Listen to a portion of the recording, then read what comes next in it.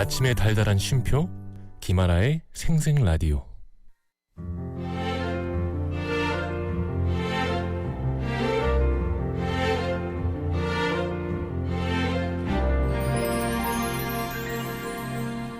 저기요, 네? 마음 듣고 갈래요? 마음이요? 너무 좋아요.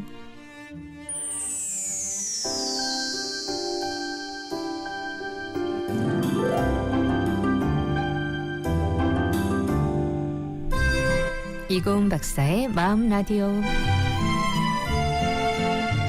여러분의 마음은 요즘 어때요? 잘 지내고 있나요? 가장 잘한다고 생각했지만 가장 몰랐던 마음들 언제쯤 잘 이해할 수 있을까요? 내가 보고 듣고 느끼고 행동하는 모든 것이 담긴 그 소중한 마음 읽어드립니다.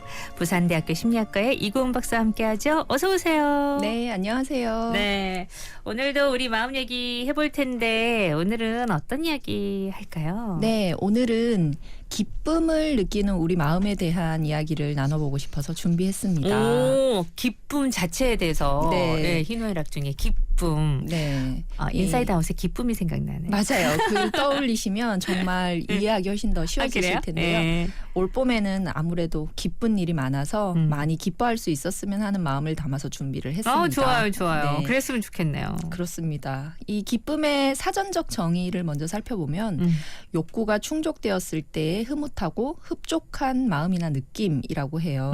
여기서 핵심은 욕구의 충족인 것 같아요. 욕구의 충족. 네, 뭔가가 되고 싶거나 하고 싶거나 뭐 싶다인데 이것이 된 상태죠. 그럼 우리가 기뻐하잖아요. 그렇죠. 네, 내가 원하던 것이 이루어지거나 좋은 상태가 되었을 때 마음이 가득 차오르는 그런 상태를 말합니다. 네. 저는 그것 이외에 철학자 스피노자의 기쁨의 정의를 좋아하는데요. 네. 그의 저서 에티카에 나오는 말입니다. 인간이 더 작은 완전성에서 더 큰 완전성으로 이행하는 과정에서 느끼는 감정. 이건 어제보다 더 나은 내가 됐을 때 혹은 나의 능력이 확장되었다고 느낄 때 생기는 성장의 에너지를 기쁨이라고 본 것 같은데요. 철학자는 역시 다르네요. 네, 철학적이죠. 그러니까 진짜 맛있는 거 먹었을 때 기쁘다 이런 기쁨, 아주 좀 일차원적인 기쁨을 훨씬 더 전 많이 생각했는데 작은 완전성에서 큰 완전성으로 이행하는 과정에서 느끼는 감정. 네, 조금 더 뿌듯함과 자신감, 자존감 이런 거기에 어떤 가깝네. 조금 더 가깝죠. 성장의 에너지를 기쁨이라고 봤다. 이 단순히 좋다는 것을 넘어서 내가 더 나은 존재가 되었다는 어떤 확신의 기쁨의 본질이라는 해석이라서 저는 이 의미도 굉장히 멋지고 좋아합니다. 맞아요. 근데 요 기쁨은 진짜 좀 밀도가 높은 기쁨이고 네. 그만큼 또 기쁘기까지의 노력과 과정 네, 필요하니까 네. 단순한 기쁨감은 또 차이가 있는 것 같아요. 네. 참 기쁨이라는 건 아주 멋진 마음인데 근데 우리는 기뻤던 감정보다 기억은 안 좋은 감정을 더 잘 훨씬 많이 하는 것 같아요. 네, 맞아요. 어제를 이렇게 우리가 다시 기억을 해봐도 사람들이 기뻤고 좋았던 어떤 감정들을 먼저 떠올리기보다 네. 뭐 때문에 기분이 나빴고 차가 밀렸고 주차하는데 힘들었고 네. 이런 감정을 먼저 떠올리거든요. 네. 안타깝게도 우리의 구조가 좀 그렇습니다. 분명 어제 정말 기쁘고 좋은 일들이 있었음에도 불구하고 네. 퇴근길에 들은 기분 나쁜 말 한마디가 밤새 머릿속을 떠나지 않게 되는 게 우리 마음이죠. 우리가 이 기쁨보다 부정적인 감정을 훨씬 더 강렬하게 기억하는 데에는 생존을 위한 본능적인 이유가 있는데요. 네. 이걸 심리학에서는 부정적인 편향이라고 해서 부정편향이라고 이야기를 합니다. 부정편향. 네, 우리 조상들에게는 오늘 본 꽃이 얼마나 예쁜가 보다 저 풀숲에 호랑이가 있는가를 기억하는 것이 훨씬 더 중요했기 때문이죠. 그렇죠, 그렇겠죠. 네, 그걸 기억을 잘 해야 우리는 생존할 수 있었기 때문이에요. 우리 뇌는 생존을 위해서 즐거운 자극보다는 위협적인 자극을 훨씬 더 빠르고 강렬하게 처리하도록 진화를 했어요. 그래서 공포와 위험이 우리의 감정에서 우선순위에 있습니다. 즐거움과 기쁨보다 공포와 위험이 우선순위다. 네. 예. 게다가 우리 뇌의 감정 조절 센터에 그 센터에 해당하는 편도체라는 영역은 부정적인 사건에 훨씬 더 민감하게 반응을 하거든요. 네. 이 기쁜 일은 보너스 같은 것이지만 나쁜 일은 생존의 위협으로 강조하기 때문에 그럴 수밖에 없는 겁니다. 우리가 나쁜 기억을 더 잘하는 건 우리가 비관적이라서가 아니라 우리 뇌가 우리를 보호하려고 애쓰고 있다는 증거예요. 따라서 너는 왜 걔가 부정적이니? 근데 그게 아니고 원래 네. 우리가 좀 그러네요. 네. 따라서 기쁨의 감정은 의식적으로 머무르는 연습을 하지 않으면 금방 증발해버리는 특성이 있어요. 그래서 너는 왜 그렇게 부정적이니 한다면 그 상태에는 부정적인 감정이 훨씬 더 크기 때문인데 네. 그렇지 않으려면 사실 기쁨을 많이 느끼려면 기쁨을 많이 느끼는 이성적인 노력이 좀 필요하다는 거죠. 그렇겠네요. 훈련이 좀 돼야 되겠네요. 그렇습니다. 예. 어릴 때부터 근데 기쁜 거에 대해서 훨씬 많은 어떠한 에너지를 주면 아이가 그게 좀 습득되고 교육되어질 수도 있겠다는 생각을 하게 되네요. 네, 일예로 어디 뭐 가족 간의 외식을 다녀왔을 때 아이가 툴툴댈 수 있어요. 네. 엄마 뭐가 불편했고 맛이 없었고 이런 얘기를 하면 엄마는 그 반대면을 볼 수 있게끔 자극을 주는 네. 겁니다. 그래도 우리끼리 재밌었지 이런 이야기를 하면 아이가 미처 생각하지 못한 기쁜 면을 그러게. 한번 보게 되는 거예요. 그렇게 훈련을 하게 되면 나중에 아이는 먼저 보는 면이 부정적인 면이 아니라 엄마 우리 그래도 재밌었지를 네. 먼저 이야기할 수 있는 거죠. 그러네요. 우선순위를 좀 더 바꿔줄 수 있는 거는 어릴 때부터 좀 훈련되어지고 노력해야 되는 거구나라는 생각이 그렇습니다. 들긴 하네요. 자, 오늘은 기쁨에 대한 얘기 나눠봅니다. 노래 한 곡 듣고 올게요.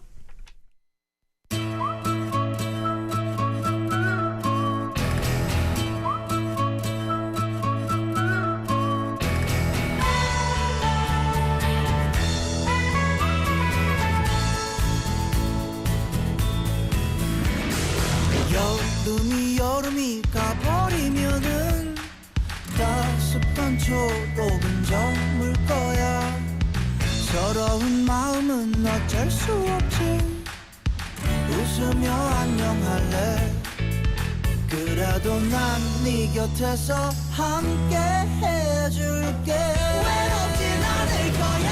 손잡고 떠나요 랄랄랄라. 어디로 갈지는 모른대도 얼마나 좋아. 내가 곁에 있으니.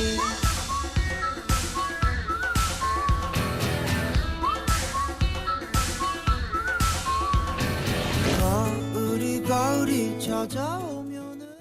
네, 토요일 마음 라디오. 우리 오늘은 기쁨에 대한 얘기를 나눠보고 있습니다. 기쁨이 근데 그냥 저절로 제일 먼저 우리가 생각나는 그런 감정은 아니군요. 예, 인간은 조금 원래 비관적이거나 부정적일 수밖에 없다. 생존의 영역에 있어서 그 얘기 나눴는데 기쁨을 느끼는 뇌 영역은 그러면 슬픔을 느끼는 영역과 좀 다른가요?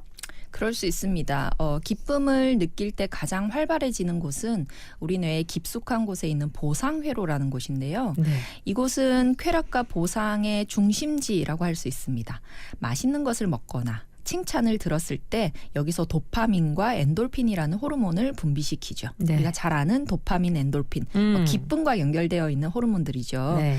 우리가 기쁠 때 우리 뇌 앞부분에 해당하는 전두엽 중에서도 왼쪽 전두엽이 활발히 움직이는데요. 네. 이때 우리는 긍정적이고 의욕적인 상태로 만들어집니다. 음. 그래서 낙천적인 사람들은 대개 이 왼쪽 전두엽의 활동성이 좀 높다 이렇게 해석이 됩니다. 네.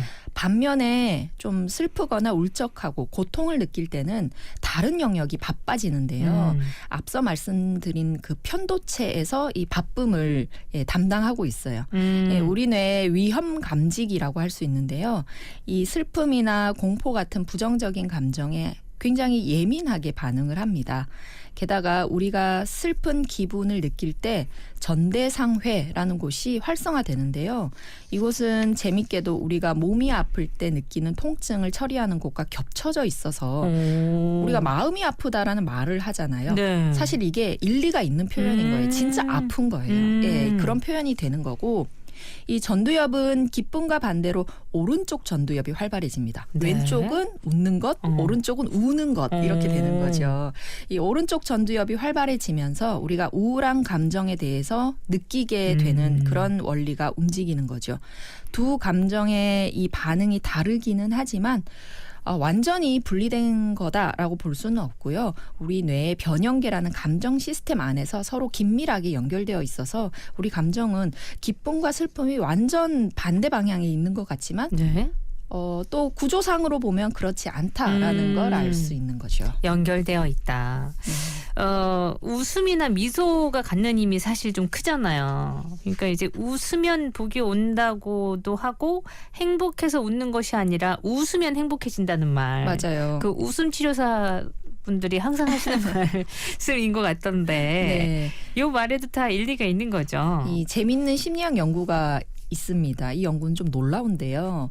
웃음과 미소에 관한 유명한 실험이에요. 미국의 한 대학교에 한 30년 전 정도, 35년 전 정도의 그 졸업 앨범에 실린 여학생들이겠죠. 네. 여학생들의 사진 한 장을 보고 지금 현재 35년이 지난 지금 현재 어떤 생활을 하는지를 추적해 본 연구가 있어요. 그런데 이 앨범에 있는 단체 사진에서 네. 어떤 기준을 세웠냐 하면요. 네. 활짝 웃는 여성들을 선정을 한 겁니다. 미모 여부와 상관없이. 재밌다. 네, 이 굉장히 활짝 웃고 있는 여성들만 꼽고 그리고 얼굴이 좀 뭐랄까 웃지 않는 네. 좀 침울해 보이는 그런 표정을 자기도 모르게 짓고 있는 사람들을 선정해서 뭐 어떤 생활을 하는지를 비교 분석을 했더니 30년이 지나서 네, 후의 30년이 모습들. 지났죠. 그랬더니 사진에서 활짝 웃는 여성들이 미모 여부와는 관계없이 만족스러운 결혼 생활을 했었고 또 그래요? 이혼한 경우가 없었고 사회적으로도 더 성공한 경우가 대부분이었다고 합니다. 야, 신기하다. 네, 놀라운 결과죠. 이 웃는 얼굴 하나만으로도 많은 것을 예측할 수 있다는 뜻이기도 하고요. 네. 또 그렇게 웃는 얼굴을 하는 사람의 평소 마음과 생활상을 우리는 예상할 수 있다라는 그런 뜻도 여기 담겨 있는 것 같습니다. 예, 웃음이 사회생활에 미치는 영향을 연구한 결과는 한결같이 긍정적인 결론이 나와요. 네. 표정이 좋은 사람, 잘 웃는 사람에게는 만족스러운 어떤 생활이 따라온다라는 거죠. 네. 이 평소의 마음이 평생의 마음이 되는 그런 어떤 원리인데요. 하늘을 보면 열을 안다는 말이 글쎄요. 성급한 일반화의 오류가 되기도 하지만 어떤 경우에는 굉장히 좀 섬찟할 만큼 정확한 묘사이기도 하다는 걸 우리는 생각해 볼 필요가 있습니다. 그렇군요. 야, 이거 진짜 재밌는 연구 결과네. 네. 그때 당시 그냥 웃으세요 해서 웃었을 수도 있는데 맞아요. 근데 그 표정만으로도 30년 뒤에 네. 결과를 보니까 이렇더라. 저는 이 연구를 읽어볼 때 저는 졸업 사진을 어떻게 찍었지가 막 생각이 나는 거예요. 나 활짝 그리고 안 웃었던데. 저도 그랬거든요. 게다가 카메라를 들이밀었을 때 웃으세요에 활짝 웃을 수 있는 네. 그 얼굴에 어떤 정서적인 끼가 나는 좀 없는 사람이다 이런 생각도 막 드는 거예요. 맞아. 그럴 수 있겠다. 예, 그래서 많은 어떤 요소들이 여기에 담겨 있구나가 네. 생각나는 그런 연구였습니다. 아까 이제 웃으면 행복해진다는 말도 했지만 네. 그러면은 이제 억지로 웃는 것과 진짜 웃는 거 요거는 웃으면 행복해진다는 차원에서는 억지로라도 웃으라는 얘기나 마찬가지잖아요. 그렇죠. 예. 또 억지 웃음과 진짜 웃음은 어떻게 또 영향을 줄 수 있을까요? 뭐 억지 웃음도 기쁨에서 저절로 나오는 웃음처럼 좋은 효과를 보인다고 합니다. 웃음 치료라는 게 괜히 있는 게 아닐 거예요. 네. 이 웃음 치료 연구 결과를 보면 웃음이 건강에 미치는 영향이 굉장히 크잖아요. 그렇죠. 면역력을 강화시키니까 감기도 예방하고 네, 피부도 좋게 만들고 네. 혈압도 좀 떨어지게 만들고 혈액순환도 좋아지게 하고 거의 뭐 만병통치약에 가깝더라고요. 제가 찾아보니까 네. 대부분의 치료에는 부작용이 따라오게 돼 있습니다. 네. 어떤 치료라도. 그런데 웃음 치료는 부작용이 없어요. 그래서 저는 역으로 이걸 치료라고 할 수 있는가 하는 생각을 좀 해봤거든요. 그래서 오히려 치료라는 단어보다 네. 치유나 힐링 뭐 이런 단어를 그냥 붙이면 되겠다는 생각을 했어요. 네. 평소에 웃는 연습을 하라는 그런 의미가 있는 것 같습니다. 이 사람들은 나이가 들수록 웃음을 잃어버리기 쉬운데요. 이런 웃음 치료 와 제가 말씀드린 웃는 연습을 통해서 스트레스가 줄고 면역 기능이 좋아진다고 하니까 노력하시면 좋고요. 네. 또 우리 뇌는 우리의 행동을 따라서 올라가는 경향이 있어요. 그래서 내 표정을 웃는 표정으로 만들면 네. 우리 뇌가 이 신호를 받고 아, 나 지금 기분 좋은 일이 있는 거구나 하면서 네. 기분 좋은 것을 기억할 수 있는 회로를 돌려주는 거죠. 그래서 억지 웃음이라도 좀 웃는 게 좋다고 합니다. 그러네요. 그게 맞는 말이네요. 웃어야 행복해진다는 거.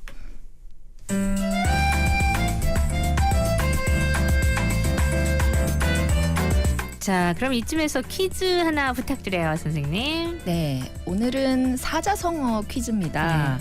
화목한 기운이 넘쳐 흐른다는 뜻인데요. 따뜻한 봄바람이 부는 것처럼 온화한 웃음이 가득한 상태를 말하는 사자성어입니다. 무엇일까요? 보기. 네, 1번 화기애애, 2번 고진감래.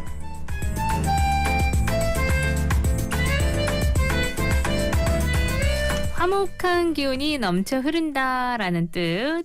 1번 화기애애, 2번 고진감래. 너무 쉽죠, 여러분? 샵 2302 건당 50원, 긴 문자 100원으로 맞춰주세요.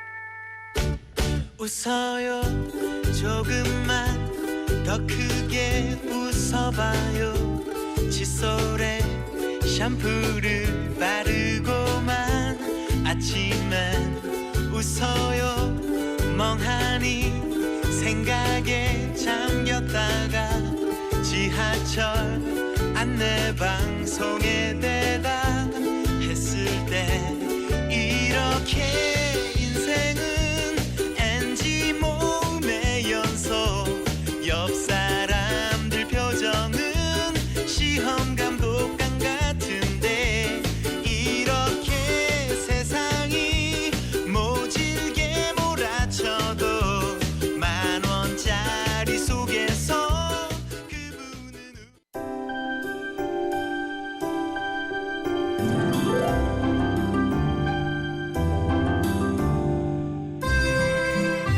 네, 이고은 박사의 마음 라디오 함께하고 있습니다. 오늘 기쁨에 대한 얘기 나눠보고 있는데 퀴즈 내드렸죠. 사자성어 퀴즈였어요. 화목한 기운이 넘쳐 흐른다는 뜻의 사자성어. 1번 화기애애, 2번 고진감래. 정답은요? 네, 아유, 듣기만 해도 기쁜 것 같습니다. 정답은 1번 화기애애입니다. 화기애애. 이건 애애가 두 번 겹쳐가지고 네. 발음 자체가 사람을 좀 미소 짓게 만들긴 해요. 그래서 장난친다고 화기애매하다 뭐 이런 표현을 쓰기도 하죠. 그렇긴 해요. 네. 화기애애. 여러분 화기애매하지 마시고 화기애애한 분위기 많이 내는 봄 됐으면 좋겠습니다.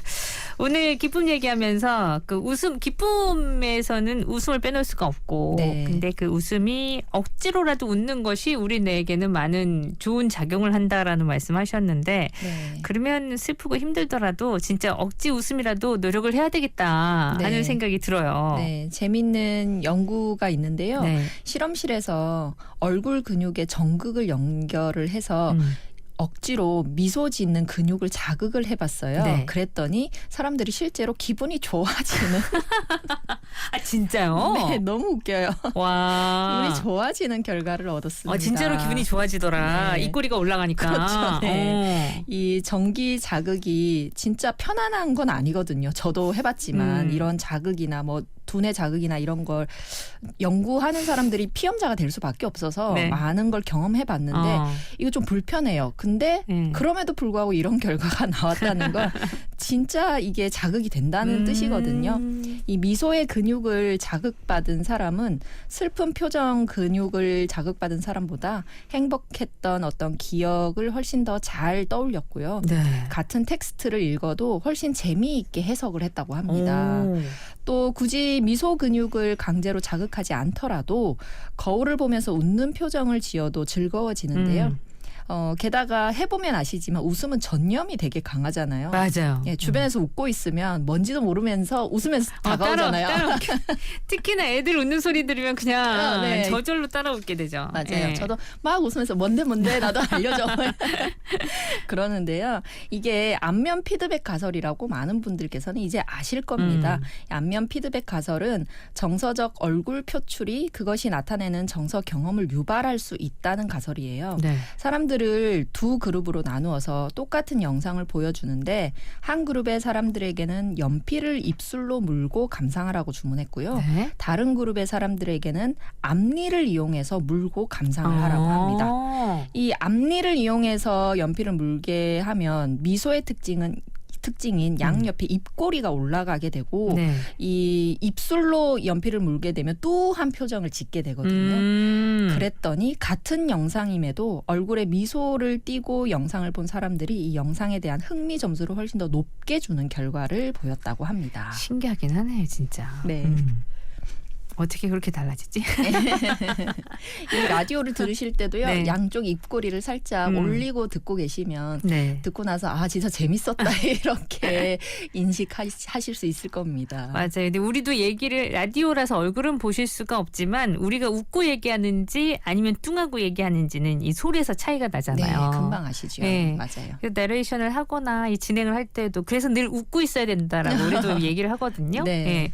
그래서 한 번씩 저도 내가 이 방송을 할 때 얼마나 웃고 있나를 이 거울이 그래서 처음에 가져다 놓은 거예요. 네. 근데 아, 어머 그렇구나. 네.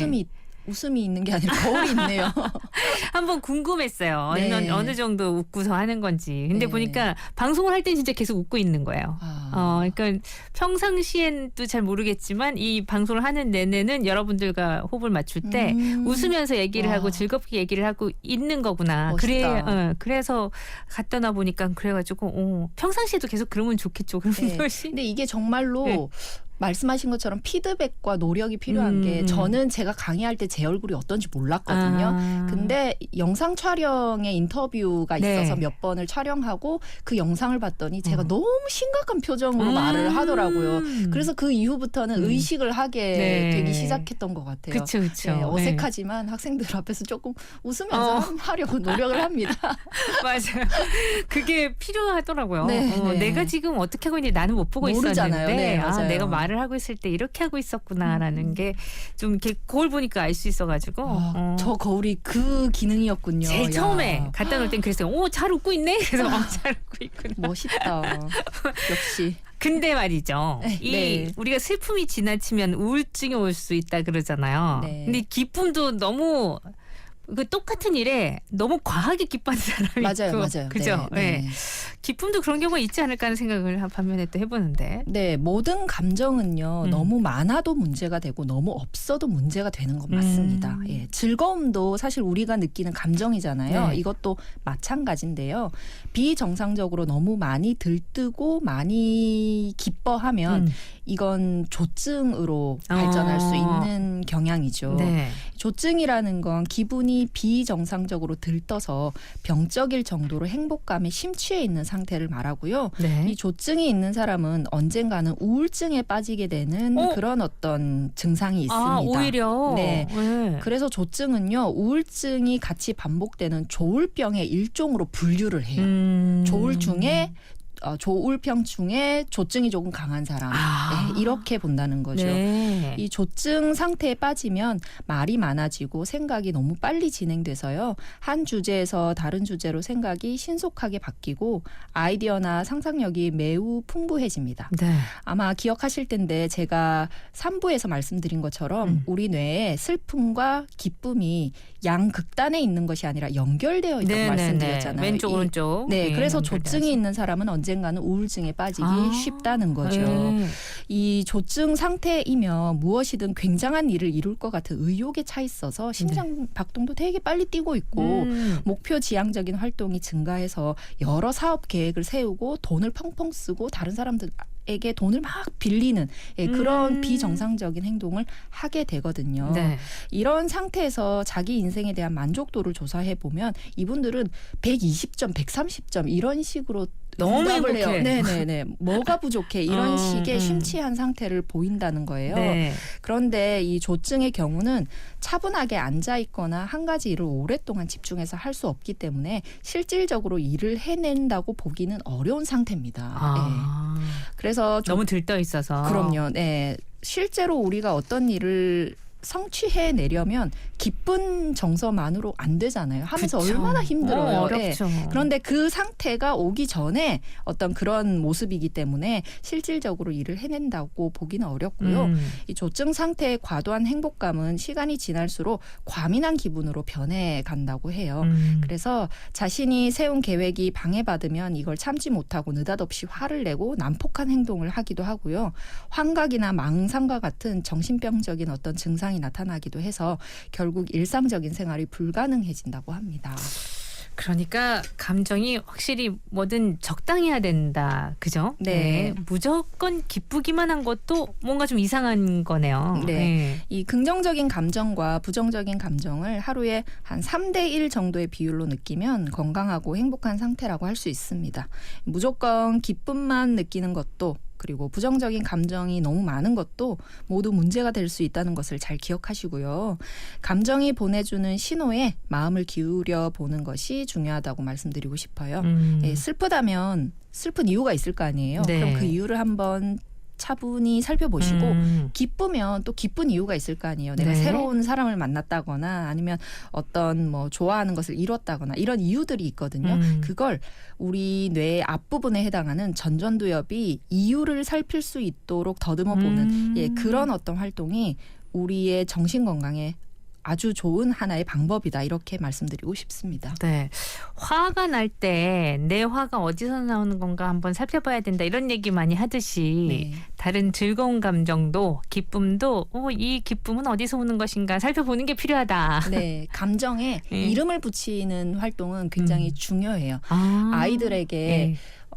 감정에 대한 걸 가르칠 때 네. 어떤 역할이 중요하냐면요. 지금 왜 화가 나 있는지, 지금 상태가 어떠한지를 네. 말해보라고 해요. 엄마 나는 지금 기쁜 것 같아. 네. 혹은 많이 슬퍼. 이런 이름을 붙이는 것부터가 네. 우리가 우리 감정을 제대로 느끼고 아. 조절하는데 이제 출발을 하는 거죠. 그러네요. 내 감정이 지금 어떤가 그럼요. 거기에 이름을 붙이고 표현해 보는 게 이게 중요하네요. 네.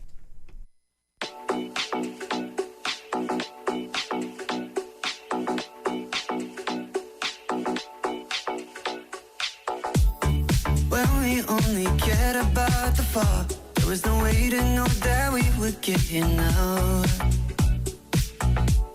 Too early to stay worried about us all, before we knew what we were both about.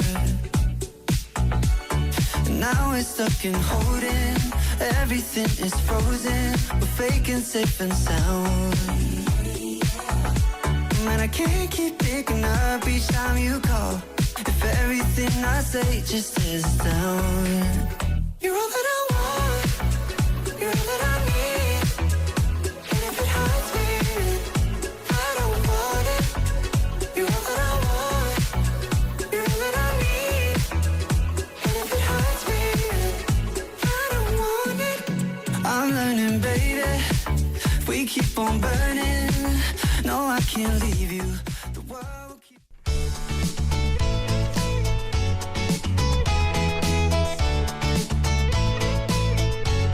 코너 속의 코너. 자, 오늘도 마음 반짝해지는 얘기 들려주실 텐데 오늘은 어떤 얘기입니까? 네, 오늘은 봄 하면 생각나는 영화를 떠올리다가 네. 이 장면이 떠올라서 일본 영화 한 편을 알려드리려고 하는데요. 네. 지금은 3월 중순쯤 이제 지나가고 있는데 곧 4월이 오겠죠. 네. 4월 이야기라는 영화입니다. 근데 이 영화가 아. 생각보다 짧아요. 67분. 그러니까 1시간 정도 보면 네. 되는 영화고 네. 이와이 순지 감독 영화인데요. 그게 뭐지라고 하실 수도 있는데 보시면 안면이 있는 배우가 나오는 예, 그런 아주 영화입니다. 청순한 여배우가 네. 맞습니다. 저는 얘기는 스토리가 제 기억은 잘 안 나는데도 청순했다. 네. 그리고 그 자전거 탄 모습이 너무 아름다웠다. 뭐 이런 거 기억이 나네. 마츠 다카코. 마츠 다카코. 네, 그 배우인데요. 네. 홋카이도에서 나름의 시골이겠죠. 거기서 이제 도쿄의 대학으로 진학을 한 주인공이 네. 낯선 환경에서 겪는 설렘과 짝사랑의 기쁨을 다루는 영화입니다. 그래서 보면 배경만으로도 좀 구경할 게 많더라고요. 그렇죠. 저는. 그랬던 예. 것 같아요. 예, 그리고 사실 벚꽃의 원조가 그쪽이니까 예, 그런 걸 구경하는 것도 좀 재밌고 마음이 좀 밝아진다 싶어지는 영화라 한편 추천드려봅니다. 스토리를 다 잊어버렸는데 그냥 장면만 좀 떠오르는데 다시 보아야겠네요. 네, 사실상 스토리가 그렇게 있지는 중요한 예, 어떤 그 역할을 하는 네. 영화는 아니라서 크게 마음을 좀 뭐랄까요 머리를 쓰지 않아도 뭔가 그냥 기분 좋게 네네네. 설렘을 주는. 네, 네. 일부러 네. 그렇게 이제 제가 추천을 드리게 됐습니다. 네. 마음 가볍게 설렘을 느낄 수 있는 기쁨을 다루는 이야기 4월 이야기 여러분 보시면 될 것 같아요. 유아이순지 감독 영화들은 뭐 사실 다 좋으니까 맞아요. 네. 보시면 좋겠네요. 오늘 우리 기쁨에 대한 얘기 나눠봤습니다. 고맙습니다. 네, 고맙습니다.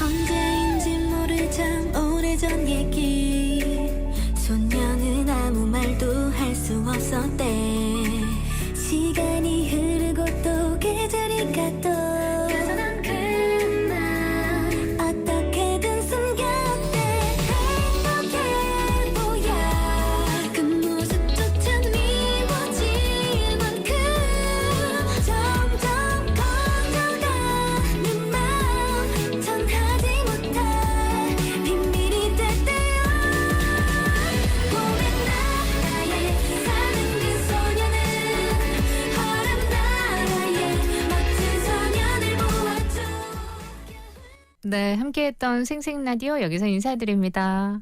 오늘도 행복한 날 되시고요. 우린 내일 또 만나요. 다영의 바디 들으면서 저 여기서 인사할게요. 구성함 인정 연출 체인한 저 김아라였습니다. 내일 봐요.